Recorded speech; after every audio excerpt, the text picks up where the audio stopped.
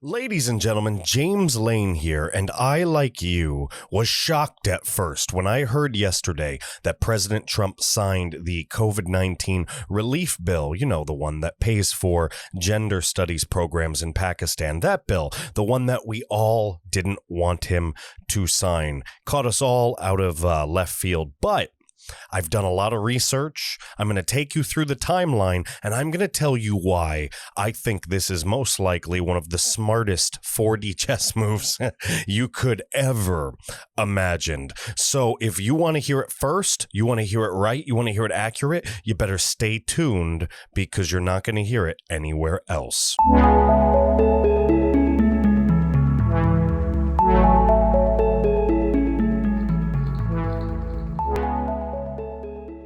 Ladies and gentlemen, James Lane here. It's December 28th. We are all stuck in the year's proverbial perennium. What am I talking about? You know, that little stretch of time, that little piece of flesh in between Christmas and New Year's, ladies and gentlemen. How are you doing? How are you doing? We have had a hell of a week. As you can tell, look at my eyes. I have not gone to bed yet. I am exhausted. It is way early in the butt crack of early dawn, not even dawn, the darkest of nights.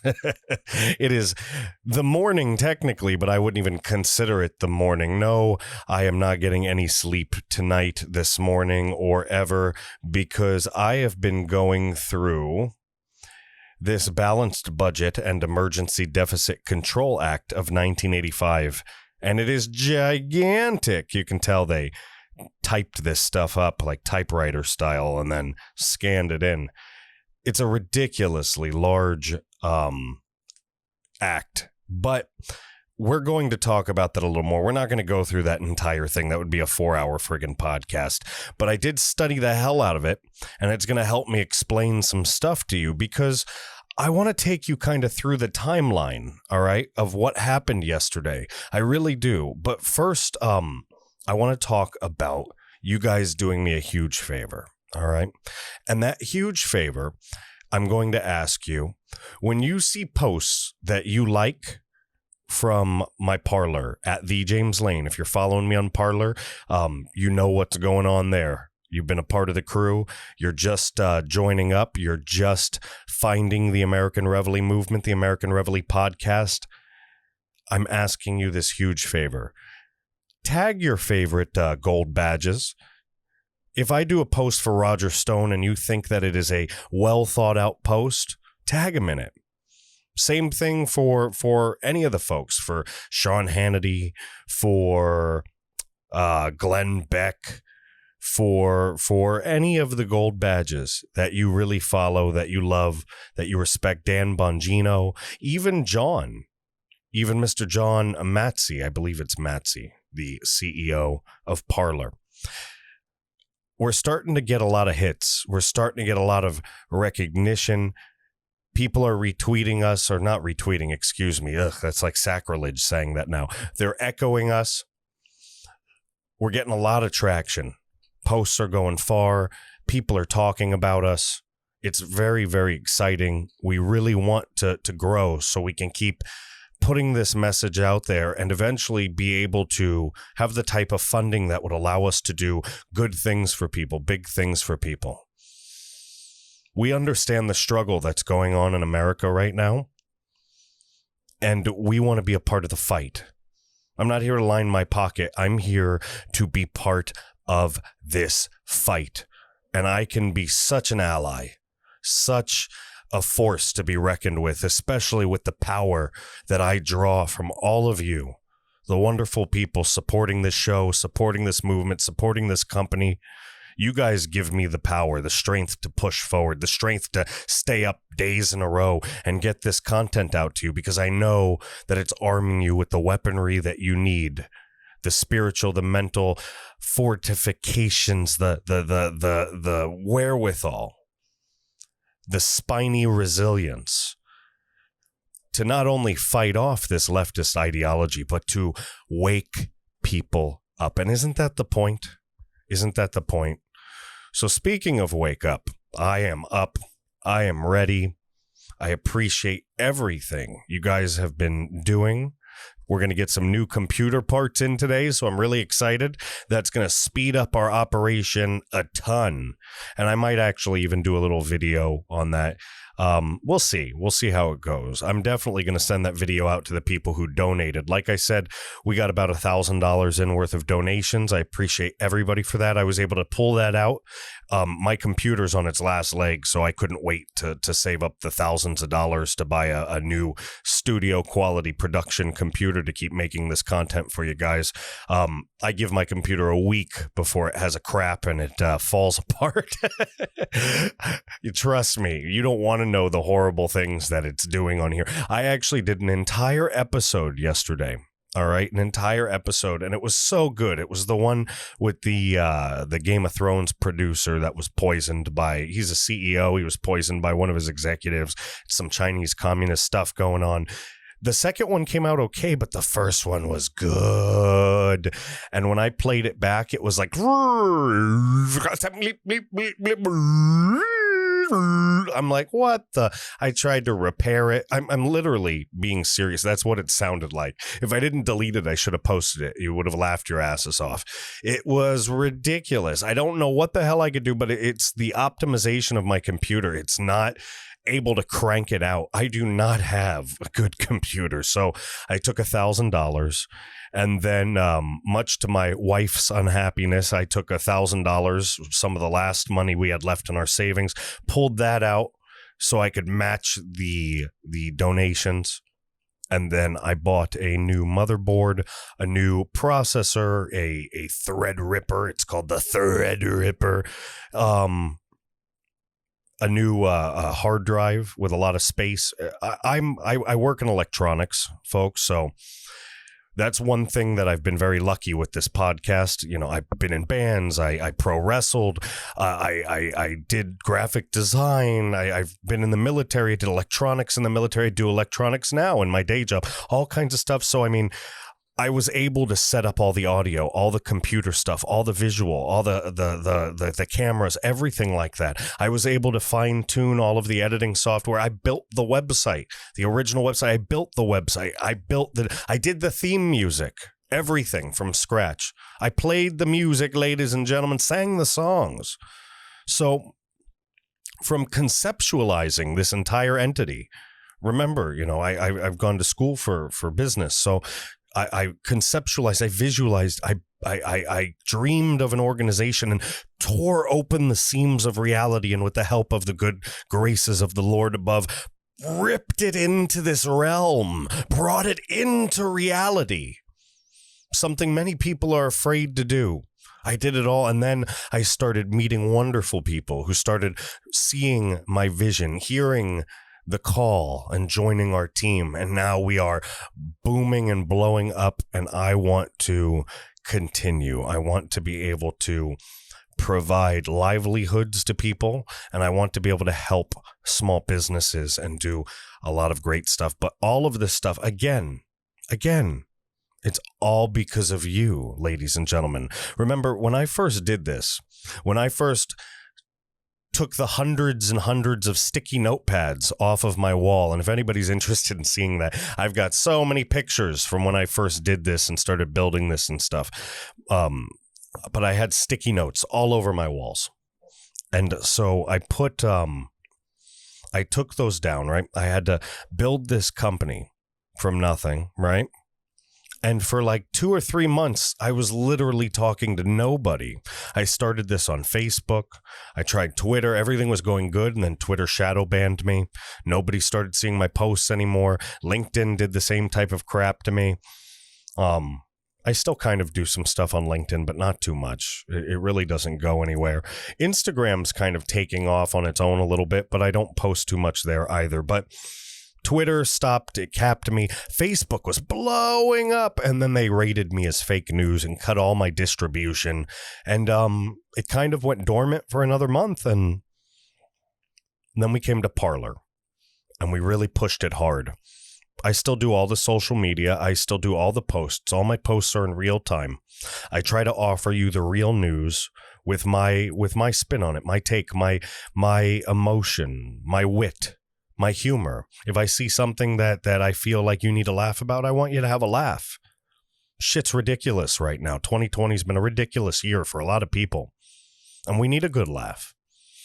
When I see certain things that piss me off, and I want you to feel what I feel because I'm one of you, I put it out there. I don't just re-echo a lot of stuff. I don't just, plainly put the news out there. And for those people that do, I respect that. But I never said I was going to be,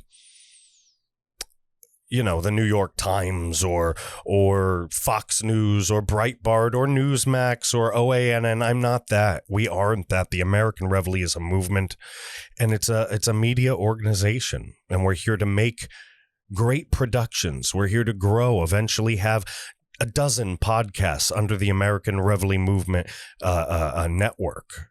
We're eventually going to have dozens of writers under this, a virtual writing room, physical locations. Trust me, folks, if you don't think my plan goes from now till 5 years, then you're counting me out, because it goes even further. I'm going to give you an example. The goals that I had set for reaching people and trying to wake people up, by the end of next year, I was supposed to be getting near 10,000 listens a month. So this is the end of year number 1. We started in April. I started this in April. And right now on the 28th, we're sitting at almost 8,000 listens for the month. And that's why I'm doing 3 or 4 days, because, I'm a competitor and I'm competing with myself, ladies and gentlemen. So I'm pushing it. 3, 4 a day. We're getting about 500 listens a day. Maybe I can push that to 6 or 7, and maybe, just maybe, by the end of the first year, which is 3 or 4 days from now, we'll break 10,000 listens a month. And, I think right now is the first time I've actually thought to stop and think about it and even talk about it. And even now, I don't want to give myself any credit. I just don't. I'm just very thankful that you folks have allowed me to deliver this to you. And I appreciate everything. Trust me. Look, I wasn't born into anything special. I've worked really hard my whole life, guys. I lived in a low income neighborhood, single mom, crappy freaking dad, drugs, opioid crisis, all kinds of horrible stuff ran rampant through my family, through my neighborhoods, everything like that. Nobody expected me to do anything. I didn't expect me to do anything. And even before I did this podcast, getting through the military, doing all these different things, going back to school, earning my bachelor's in history, earning my master's, my MBA in organizational leadership, even going further than that, and being a PhD student. I'm a 4.0 PhD student. This bald, crazy looking guy here who barely graduated high school with a 2.0 GPA, just barely hanging on, who bounced in some of the dirtiest dive bars all across South Florida and California and Washington State. Man, oh man. What a ride. But I'm going to tell you, ladies and gentlemen, this ride isn't over. It's just beginning. And you're all on it with me, because all of the hardship I've seen in my life, and then going and educating myself further, failing multiple times. Oh boy, I'm an immovable force, ladies and gentlemen. I am an atom bomb. There is no stopping me. I could fail from this 20 times and I'd still be here 7 years from now, grinding with that pickaxe, just whoop-pung, just beating down at the bricks, at the walls.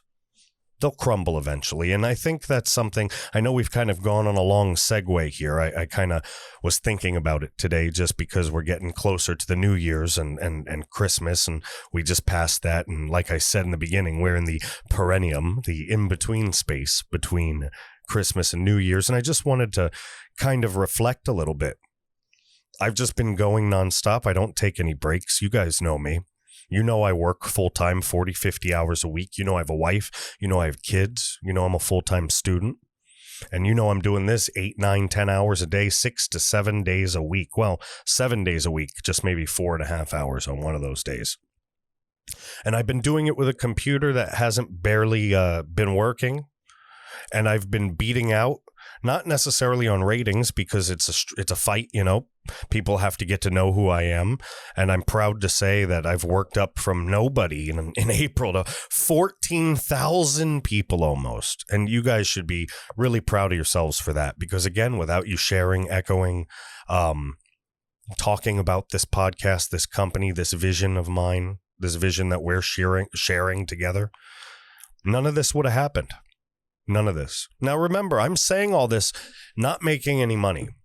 I don't profit off of this. This isn't a nonprofit. There will be money eventually, and we're going to use it for good things. I've got some plans coming up, some different ideas for different digital packages, different things like that, to where 50% would go to small businesses. Small businesses could purchase something. 50% of the other would then be reinvested into this company. It would be like a triple helpful thing. There's a lot of stuff that I have ideas for, but mainly we're going to try to develop a program as we go to where the main bulk of my sponsors are going to be small businesses, patriotic small businesses. I laid out my core values the other month, and I think we should probably do another post with the American Reveille core values again. But one of those core values is always supporting mom and pop shops, small businesses, especially small businesses that are patriotic, that aren't afraid to open their mouths and defend the Constitution. Before we ever take on a large sponsor, this company will also never, ever, ever, ever take on a large sponsor that caters to both the right and the left, especially after what the left has done. All right?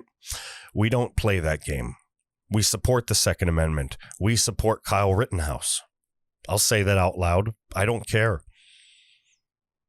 With the things I've seen, the things I've done in my life, do you really, really think that I give two craps what some Antifa protester, some 22-year-old little shit walking around in a BLM shirt thinks of me?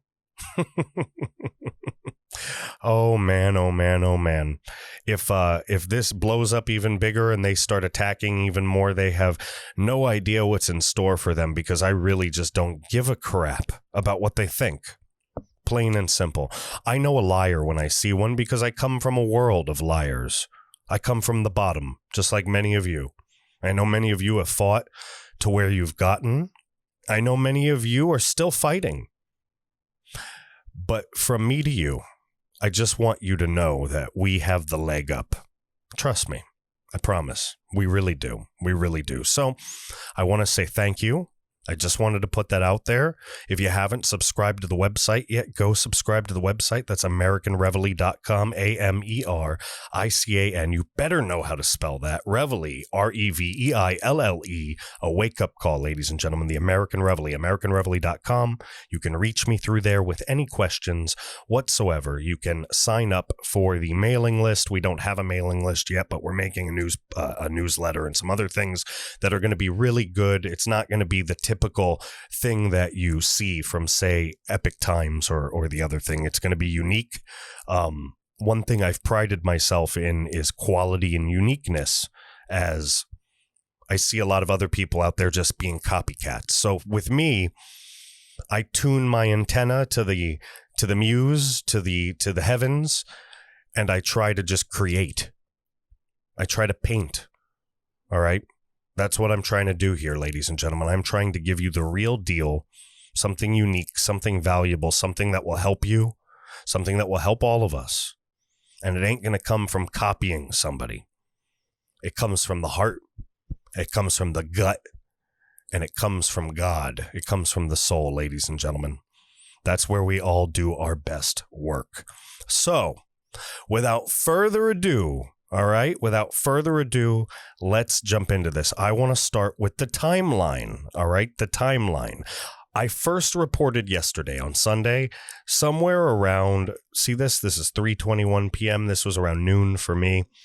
I reported Well, actually, it was 3:21 my time, so that would be 6:21 East Coast, all right? Because remember, the president's operating on the East Coast. So 6:21 p.m. East Coast, the president tweeted out, "Good news on COVID relief bill, information to follow." And then after that, after he tweeted that, I came out on Parler, all right? And I said, look what's happening. Good things are happening. Something's going on behind the scenes. I'm obviously paraphrasing myself, but it was something similar to that. All right. That happened. People got excited. Some other people were Debbie Downers, bitching and moaning and going, oh, nothing's happened so far. We've all seen those people by now. If you're one of those people, you got to get a hold of yourself. In anything in life, any battle, any hard struggle, there's going to come moments of uncertainty, moments where your faith is shaken. The real winners in life, they always believe they're going to win, even when the odds are stacked against them. So get on team winning or get off the bus. I don't know what to tell you, but it's time to fight. And if that involves fighting yourself so that you have the fortitude, the wherewithal, the mental ability, the flexibility to be able to be strong in tough times, then you need to fight yourself. You need to fight yourself and get through it, because we're living through history. And there's not that much time for you to sharpen up, ladies and gentlemen. So we saw this. And by the way, look at these freaking jerks. This David Weissman guy, this blue check mark. Who is he? He's a former Republican. He has to let us know he's a former Trump supporter. It's not good news unless you've signed it. By the way, F you for making this about you and playing politics with it. These are just people that have made a living off trashing Trump. Remember that. He's made a living off of trashing Trump. Plain and simple. Look at this freaking guy, Todd Hollis right here. This guy's an idiot. What do you have to say about the Nashville bombing on Christmas Day? Why are you golfing? Why do you have to say about Nashville? Christmas, you're golfing. He literally Control V. You can't even, these people are bundles of crazy emotion. Just mashing the keyboard. Control V, paste. Repeating himself. Look at this from this crazy lady right here, just replying directly to the president, like he's going to ever watch this or read this, like he ever would give a crap. Like he gives a crap. This dude's got to worry about Vladimir Putin and freaking Xi Jinping shooting nukes and stuff into outer space. And you care what JoJo from she's from Jersey.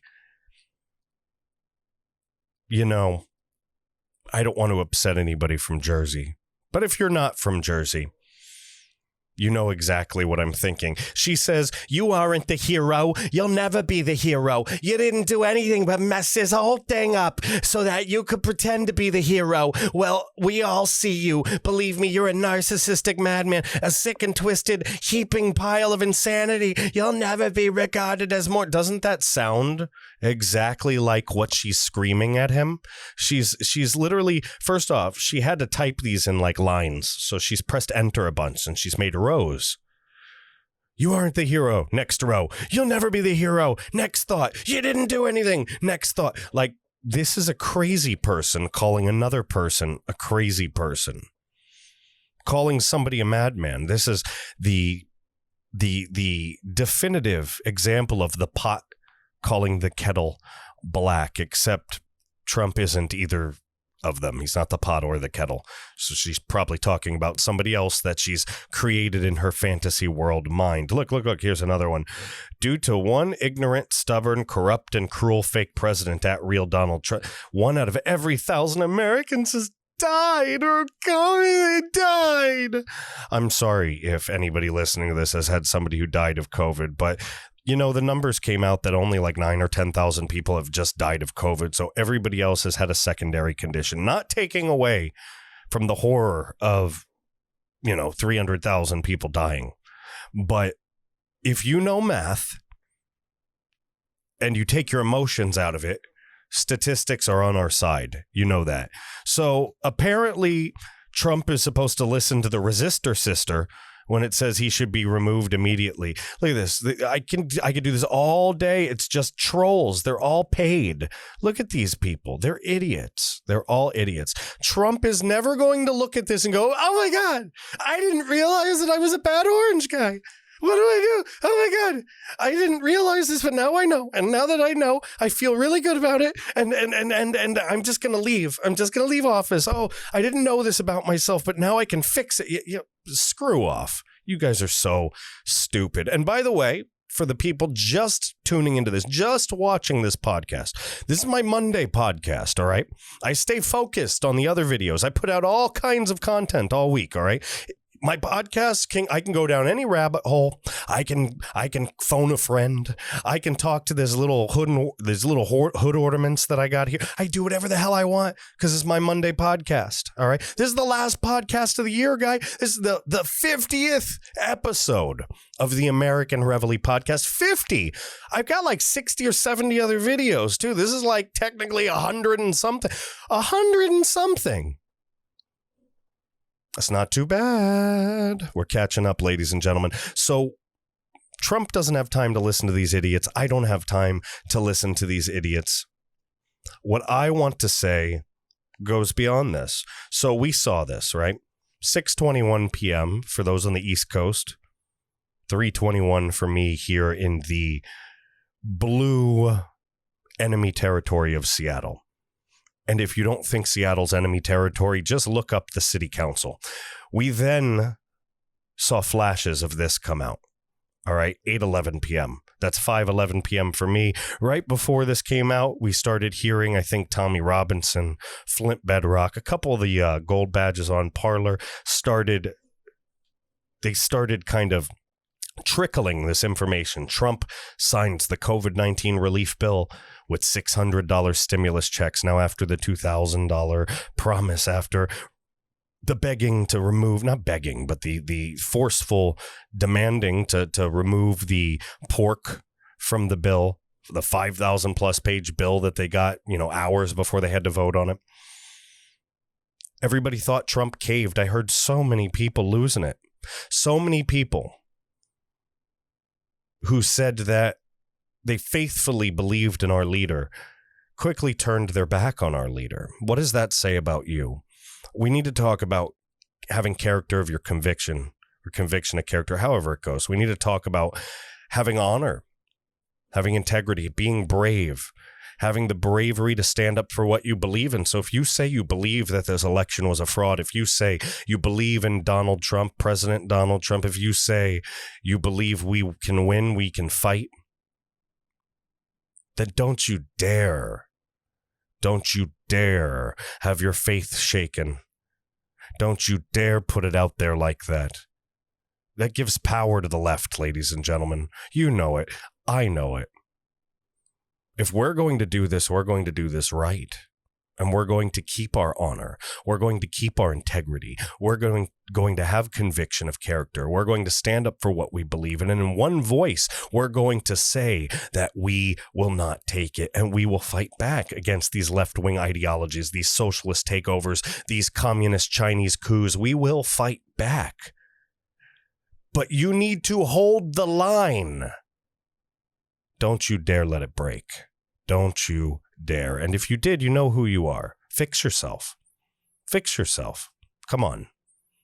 Come on, man, as Joe Biden would say. Or, I think it might be instinct at this point because he doesn't know what he's saying. But look, I'm not trying to be a dick. I'm being real with you. Any enemy force wants to break the morale of the opposing force. It takes the steam out of the sails. It takes the wind out of the sails, the steam out of the engine of the leader of that group. Donald Trump is our leader. He draws his power from us, just as I draw my power from you. All right? If we falter, he's weaker. If you falter, I'm weaker. I want us to succeed. I want you to succeed. And I know we will prevail. But if you are strong and you see people around you that are weak, you need to step up and be a leader. It's history, ladies and gentlemen. We are in history. So you need to step up I'm not telling you to go fight people. I'm telling you to lift the people up around you. All right. If you're already doing that, I'd love to hear stories about it. You can put them in the comment section below. You can email them to me, jameslane@AmericanReveille.com. I would love to hear how you have affected people around you who are struggling mentally with what's happening with this limbo, with this waiting period, with this strategic game of 4D chess.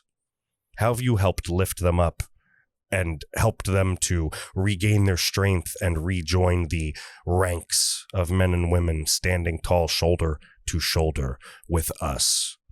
Ladies and gentlemen, I understand.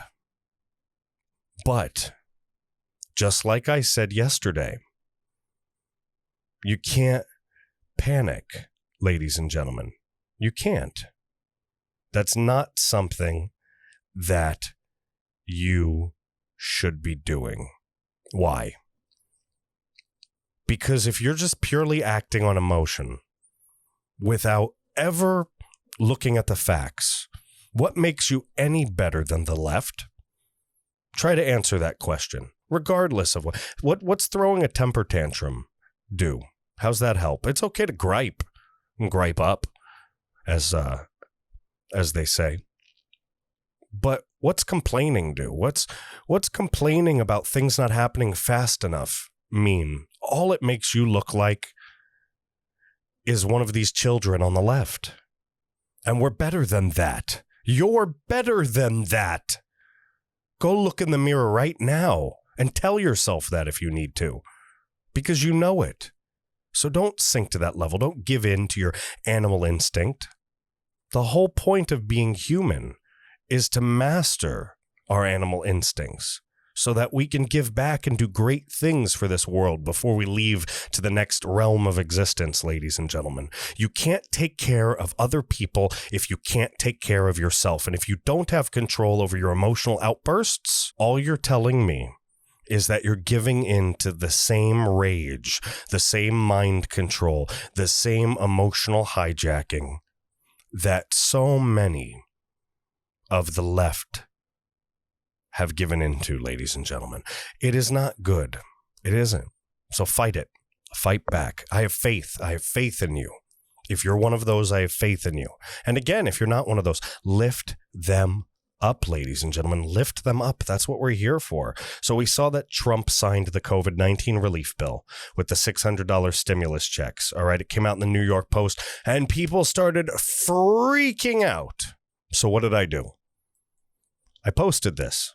This was yesterday. It says 7 hours ago because I haven't refreshed the page. All right. And if I refresh it right now, I'm going to have to scroll down and find the damn thing. This is my Parler. If you aren't familiar with it, get on Parler, ladies and gentlemen, at the James Lane. The at symbol, you know that. It looks like this. If you're listening on Apple Podcasts or anywhere else, I'm making a little swirly with my finger. The at sign, it's a swirly with my finger.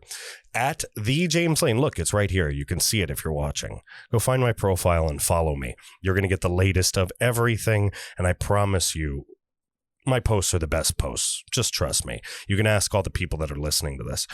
I wrote, relax. Wait to hear why and what the plan is from the source. I won't be freaking out about him signing anything because I'm waiting and I'm watching to see the reasoning and strategical importance of it. So relax. I wrote Trump landslide 2020. That's a hashtag, and another one, hashtag MAGA.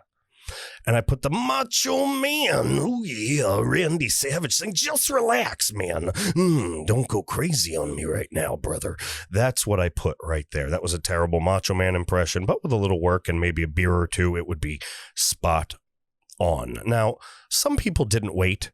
I saw hundreds of posts, and this is what I was getting at before. Hundreds of posts of people freaking out that Trump sold us out. How the hell could you believe that?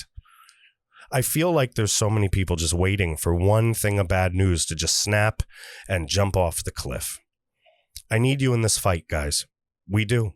We need each other. So get your stuff together. Get your stuff together. All right, ladies and gentlemen. Look, all right, I'm not making that as like a blank statement. It's only a select few people that might need to hear that. All right, the rest of you are on board with me. I get it. And like I said, this is the podcast. We're going to go through the timeline. We're going to have a little fun. We're going to talk about stuff. And by the way, if you're enjoying what you're hearing and you're watching on YouTube, please, please, please hit the subscribe button. Hit the notification bell. All right. Comment. All right. They've cut off much of my distribution on YouTube. All right. And that makes it very difficult to grow without word of mouth. So you can comment, you can talk, you could share. I need you to get the word out because that is how we grow. And now you're saying, look, why the hell are you on YouTube, James? You need to get on Rumble. Well, I am on Rumble, but I have a small issue with Rumble, and I think it's something you need to understand about Rumble. Rumble prefers the big hitters. There's nothing wrong with that. I'm not jealous. I am willing to put in the hard work. Look into my eyes. Do I look like a guy that's not willing to roughen up the calluses on his hands a little more? Do I look like the type of guy that's not afraid to miss sleep for 4 days to compete with people that have full manned teams? Oh, they don't know who they're messing with. I'm competing with them and they don't even know who I am. But that's how you get there, ladies and gentlemen. That's how we get there. That's how the ship arrives at its destination, folks. Look, Rumble prefers the people that already have an audience. So the way Rumble works is you can post your videos, you can upload. The upload speeds are a whole lot slower than YouTube. It doesn't matter what you have. It's just their system. Now, they've grown a ton, but as a CEO myself, as someone who's gone to business school, I wonder how much they're going to cling onto a lean business model when they have horrible support issues. And that's what I'm trying to get at. There is a way they do things on Rumble where your video gets monetized and then they push that video. Your video goes into the Rumble. It gets ready to rumble. Now, the things that I do are relevant for a short period of time because I'm reporting to you on a lot of current events. There's some stuff I do. I do deep dives, but some of those 3 or 4 hour ones are too big. They won't accept them on Rumble, so they have to go on YouTube. All right? But they have to approve your video, right? The person, there's some person, I believe they're outsourced, I'm not sure, but there's some person that has to go in and approve your video. Once it's monetized and approved, it gets put into the Rumble, like I said, and they distribute it. People see it. I've got some videos on there that have a few thousand views. Here's the problem. I've got videos that are still sitting there that haven't been reviewed yet, and they're almost 2 weeks old. They're not relevant anymore. My Christmas specials, they're not reviewed. Doesn't matter. By the time they become live, Christmas is done, guys. New Year's will probably be done. Nobody wants to see them. I got about 10 other videos, too, that are out of date now. So they'll go green, and they'll get monetized on Rumble, but they'll get thrown into the Rumble a week late. Meanwhile, you've got some of the big dogs, the Dinesh D'Souza's, the Bonginos, all that, and their stuff, it's almost instantaneous. And I get it. I understand why. They're very popular. All right. So no issue there. But if you're wondering why the hell I'm not pushing Rumble so much, it's not that I'm not pushing them. It's just that until they expand their infrastructure and the way they handle things, it doesn't matter how hard I push it on there. And I have to build certain things, and the one that allows me to show you all of my content so far is YouTube. Now, I do have a community strike, yes. My distribution is cut, yes. I'm going to let Rumble grow naturally. I do upload as much as I can on there, and it's a lot of stuff. But again, you're not going to find it until Rumble does their part. So it's not me, ladies and gentlemen. I just had to describe that to you. It's important that you understand that. But if you are on Rumble and you prefer me on Rumble, hit the subscribe button there. Hit the notification button on there. I know, right? That was like the longest segue into a hit the notification bell thingy. But it has to be said. So if you're enjoying this, do me that favor. Notification bell, subscription button, leave a comment, share. Grassroots, folks. This is what it is. It's a word of mouth. All of the growth has been because of you. I am eternally grateful, but we are not done yet, folks. Look, we're at 14,000 people on Parler. Do you think that my eyes aren't looking at 100,000, a million? We're going to be part of something huge, ladies and gentlemen. When I say we, I don't mean me. I mean all of us. This isn't just a vlog or a social media company or another, guy with a show. I'm building a gigantic organization. I have the wherewithal, the skill sets to do it, ladies and gentlemen. And it is going to be huge, and it is going to have a positive impact on our culture by the time I'm done.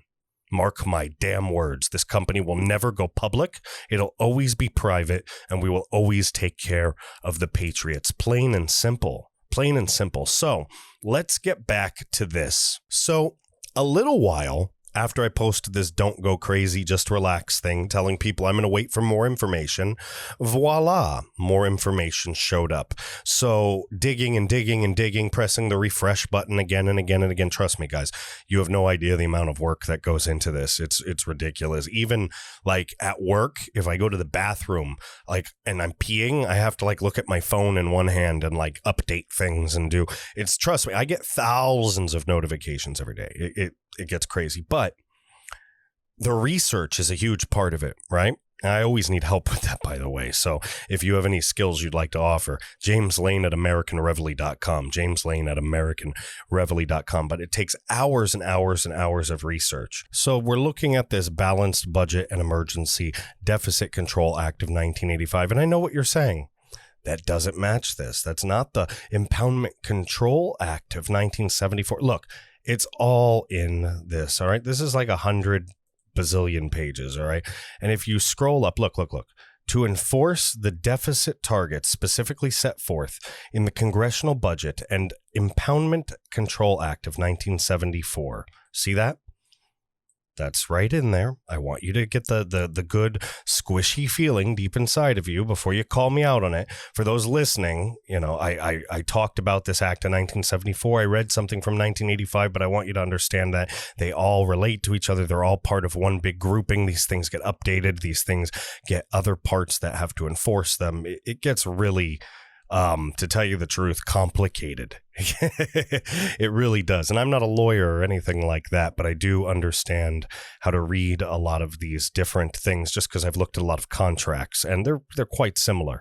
So by going through this, right, I went through 30, 40 pages randomly to different things, use different search terms to do that. Search terms that related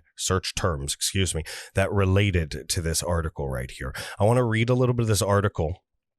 I'm not going to click into here to refer it.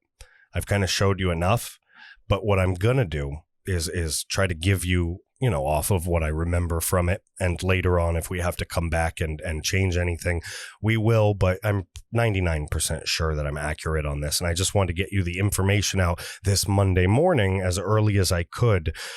There's going to be a lot of rumors out there. There's going to be a lot of garbage out there. And I wanted you to really get the straight information.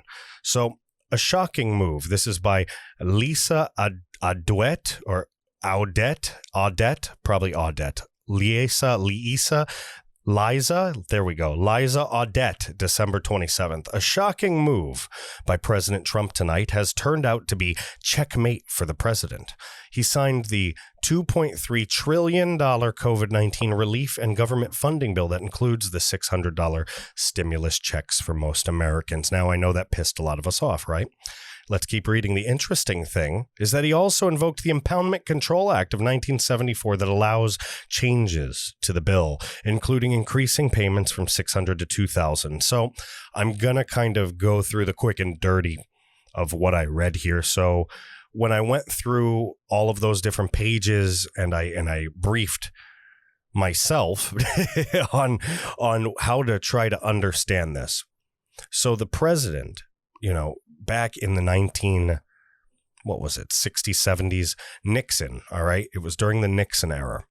Nixon had done some unscrupulous spending things. He had withheld funds, and it wasn't very appreciated. This was at a time where this type of oversight didn't exist as much, if that makes sense. So they created this bill to try to control what the president could and couldn't do when it came to budgetary things, when it came to the suspending and releasing of funds.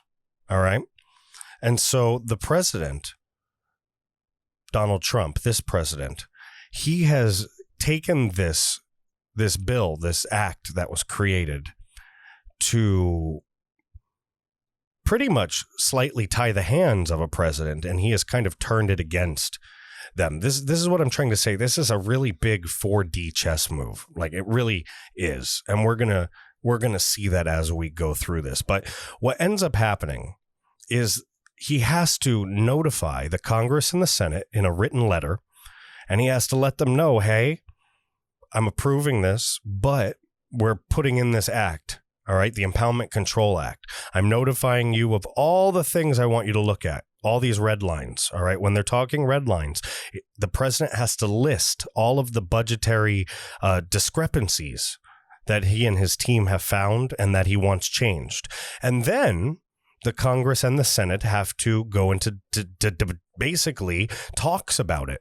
All right, they have to do this for, I believe the Senate was periods of 10 hours. Like I said, I went through this for hours, but it was the first time I ever read it, so I'm pulling this out of my noggin. I didn't script this. You can tell I got some stutters in here and stuff because I'm trying to think faster than I talk. And I talk fast, ladies and gentlemen, so trust me, it would be difficult for anybody. 10 hours, I believe it is. And they have to do this for days. I mean, days and days and days. They have like a 45-day period to figure this out, and they have to talk about it, I believe, every day.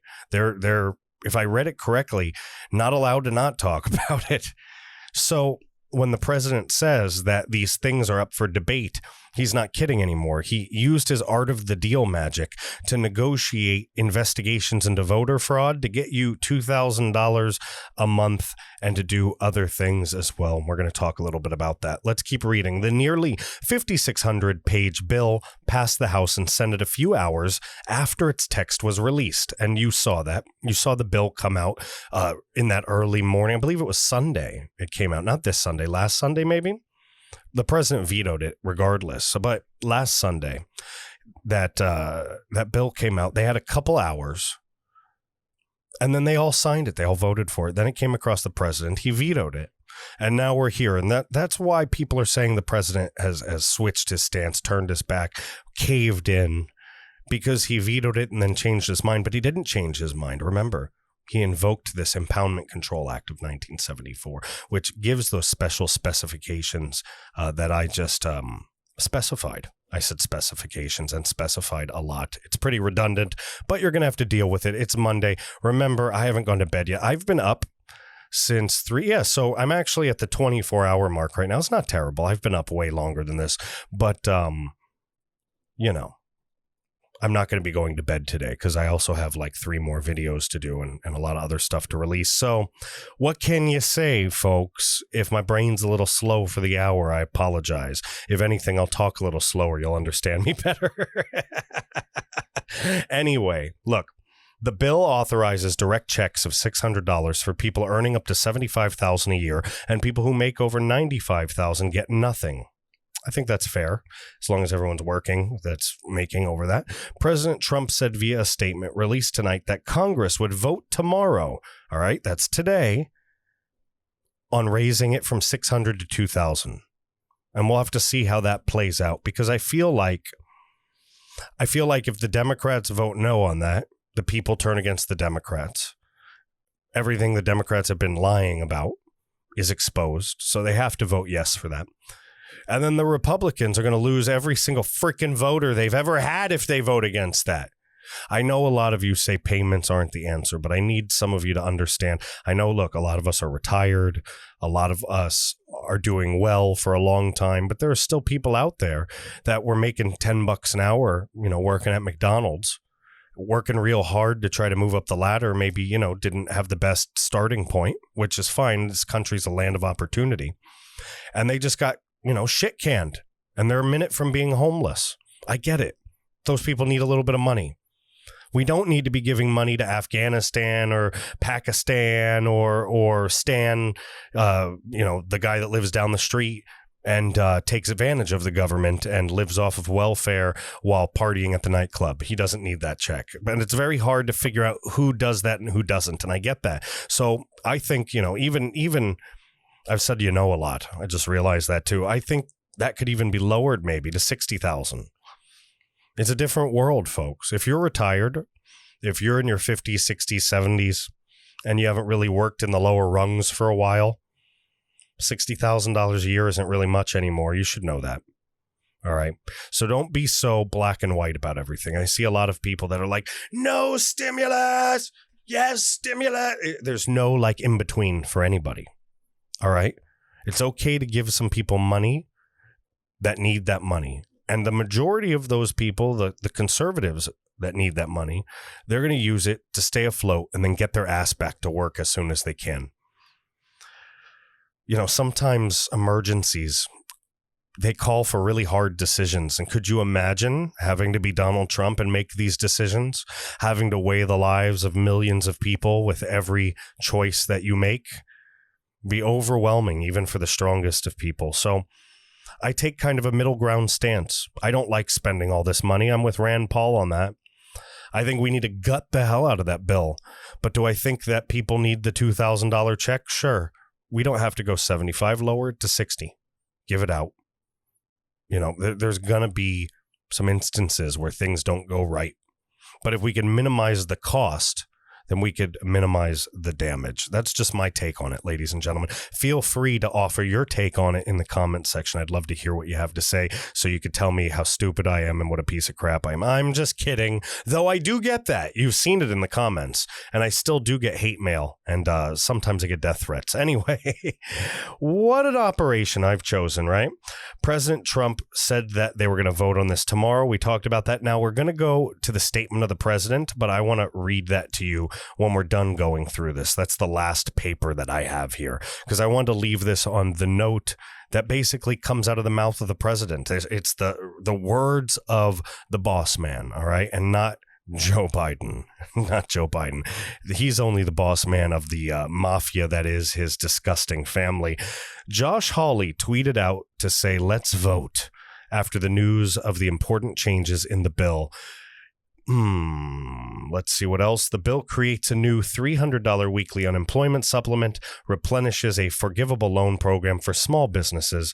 It also creates new criminal penalties, including prison time for violating copyright laws with online streaming.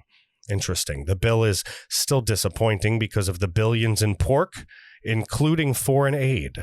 President Trump is sending a stern recommendation that Congress must omit the foreign giveaways. Now, they're calling it a recommendation. Like I said, I reviewed the Act of 1974. It went all the way up to that Act of 1985. I reviewed a lot of it, and it's not a recommendation. By enacting the Impoundment Act of 1974, he has started a process.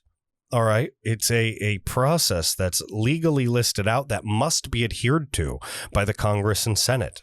So they don't have a choice now. They have to review publicly every redlined item that Trump puts out there. All right. So they have a damn good reason to live up to their agreements, because this is going to sound really weak. The way this article wrote this, it sounds really weak, and I don't want you to misconstrue it. All right. It says, Trump says he's signing the stimulus bill with a strong message that makes clear to Congress that wasteful items need to be removed. I'll send back to Congress a redlined version, item by item, insisting that those funds be removed from the bill. The problem is most people don't know what the hell's going on and don't know that the president can do any of this from the act from 1974. They don't understand. They don't recognize it. People don't hear about this. So they think that it's just Trump talking crap when it's not. You have to understand that the act that I went over, the little parts that I read to you, and the parts that I'm pulling out of my memory banks. And by the way, if you want a real in-depth version of that, you can request it from me. If I get enough requests, if enough people email me, James Lane at American Reveille, REVEILLE.com, and ask me to go over those, I'll do it if you really want it. But enough people have to ask me, because that is a huge one. It's a huge one. And I've already got the huge Sidney Powell revealing of the Krakening, the sequel coming out in the next few days, ladies and gentlemen, because she released that huge bombshell that really lays out who, what, where, why, and when over the Dominion issues. But anyway, we're going to keep reading. Trump says he's signing the stimulus bill. We said that. We read that. We went through that, blah, blah, blah. The left is saying Congress doesn't have to change anything President Trump has requested. So we'll see how this plays out. I don't think that's true. I think they have to review. I think it's going to go to votes, but I think there's enough votes. I don't think Trump would have signed this without agreements. And when they talk about promises and agreements, do you really think that Trump's like sitting in a room with like Nancy Pelosi sipping on a glass of wine and she's like, I promise. And he's like, no, Nancy, really promise. And she's like, okay, I promise. And he's like, okay, good. Trump's not stupid. Come on. These things are in writing. They're in writing. They probably have some rule where it's a confidential document because it's between the president and senators, Congress people, stuff like that. You don't make a promise without a promissory note. If it's different than that, I'd be very, very surprised. I really would. It's ridiculous. All of this stuff is ridiculous. But, you know, I take a lot of comfort in what the president said, and I think that it's very important that you get what he said straight from the horse's mouth. And that's why the last article, the last thing, the last statement that I wanted to go through, as I've been updating you basically on what's been happening overnight, is the statement that came straight from the president yesterday. I think it's important that we read it. I think it's important we talk about it a little bit while we read it. I think it's important that we wrap all this up at the end. So this is the statement from the president about budget and spending. It was issued yesterday, December 27th, 2020, late at night. All right, most of you haven't seen this. As President of the United States, it is my responsibility to protect the people of our country from the economic devastation and hardship that was caused by the China virus. He goes on to say, I understand that many small businesses have been forced to close as a result of harsh actions by Democrat-run states. Many people are back to work, but my job is not done until everyone is back to work. Fortunately, as a result of my work with Congress in passing the CARES Act earlier this year, we avoided another Great Depression. Under my leadership, Project Warp Speed has been a tremendous success. My administration and I developed a vaccine many years ahead of wildest expectations, and we are distributing these vaccines and others soon coming to millions of people. Now, a lot of people consider this braggadocious, and I have one question that I need you to ask yourself, especially if you're not a Trump supporter and you're listening to this just to try to find some dirt on me or find something to be mad about. Think about this. If the president didn't talk about it, we would never hear about it. Would we? If you can't instantly answer, no, we would hear about it, then it's not true. Plain and simple. If your mind goes, whoa, then you can't trust our media. And I don't know about you, but I don't trust our media. In fact, pretty much the only media I trust is my own media, the American Reveille. Anyway, fortunately, as a result of my work with Congress, we went through that. As president, I have told Congress that I want far less wasteful spending and more money going to the American people in the form of $2,000 checks per adult and $600 per child. As president, I'm demanding many rescissions under the Impoundment Control Act of 1974, and a rescission is a hold, a stop, and a cutting of money, if I remember correctly. Under the Impoundment Control Act of 1974, the act provides that whenever the president, and you know what, let's make sure that I'm accurate. I don't want to give you the wrong information.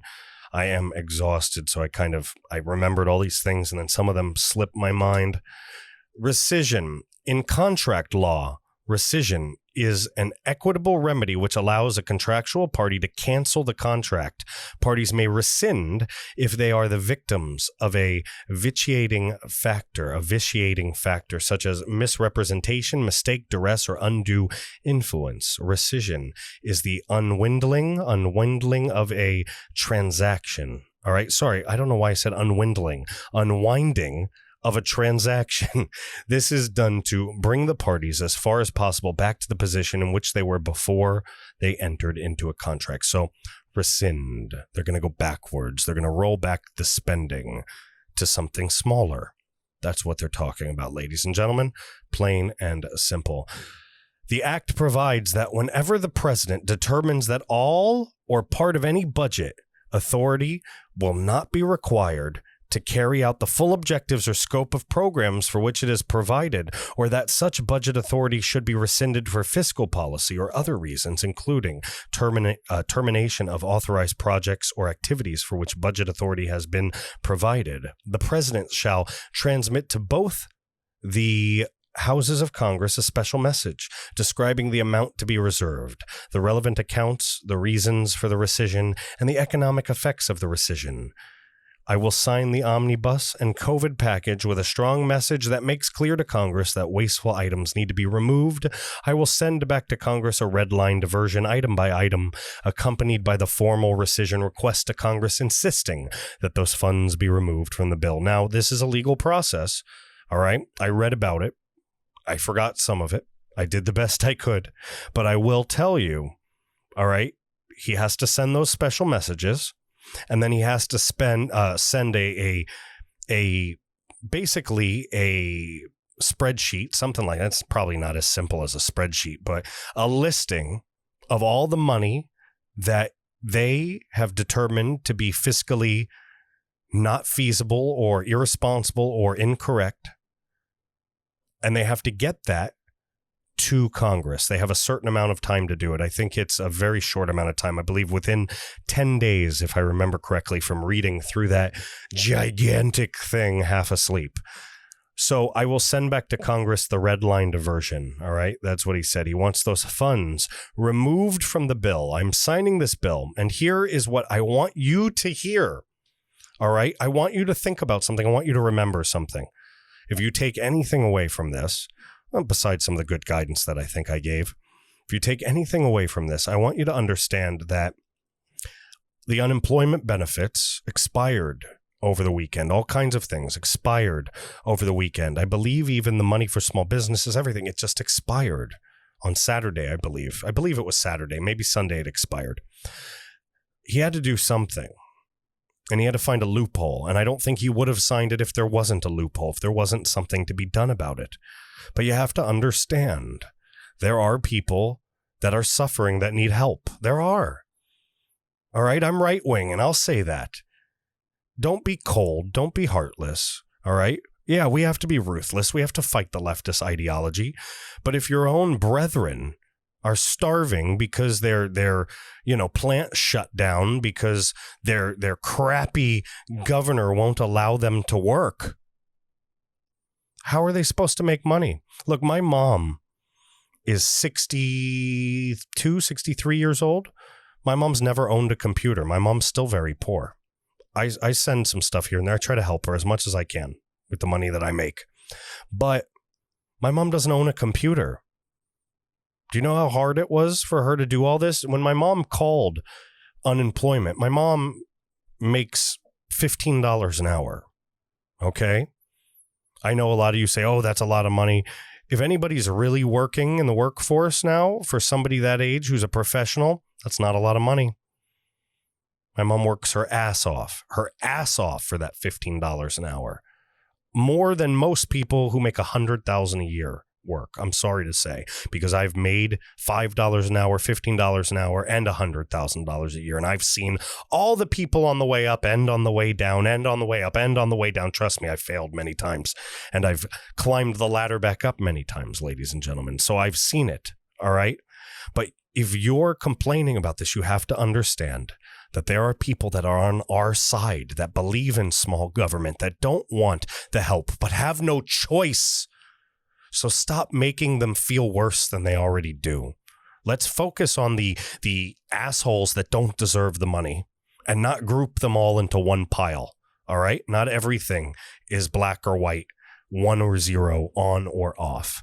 He signed the bill to restore unemployment benefits, stop evictions, provide rental assistance, and add money for the PPP, and to return the airline workers back to work, add substantially more money for the distribution of the vaccine, regardless of what you think about the vaccine. You know what my opinion of the vaccine is? Here's what my opinion is. There's a couple different vaccines. There's some that are happening overseas that are funded by people like Bill Gates, and I would never take those vaccines. Never. I don't trust Bill Gates. I don't. I'm on your side there, folks.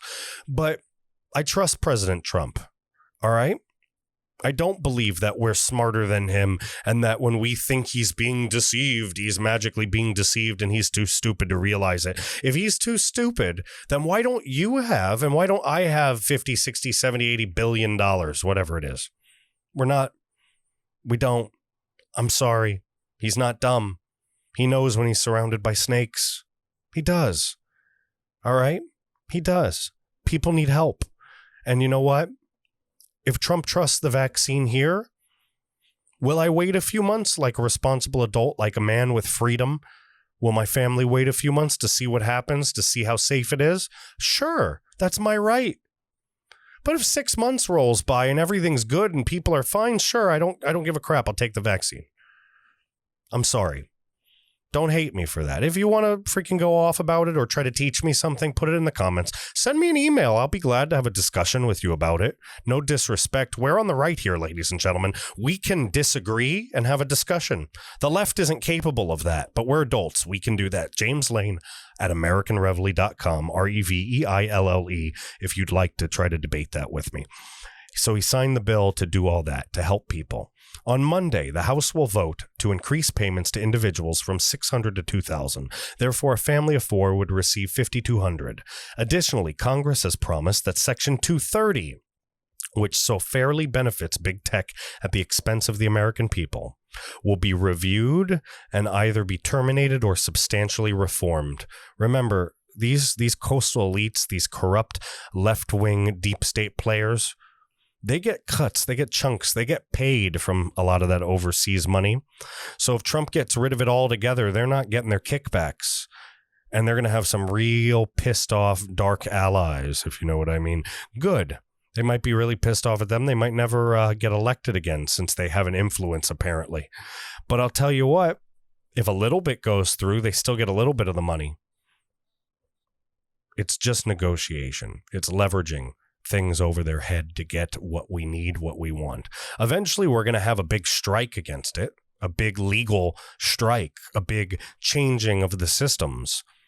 But sometimes you have to play within the rules of the system to beat the system. Then you could bend and break those rules and eventually rebuild the system back the way it needed to be. I hope you understand what I'm trying to say. Likewise, the House and Senate have agreed to focus strongly on the very substantial voter fraud which took place in the November 3rd presidential election. Remember, he has this in writing. The Senate will start. Look, again, do I know that for a fact? No.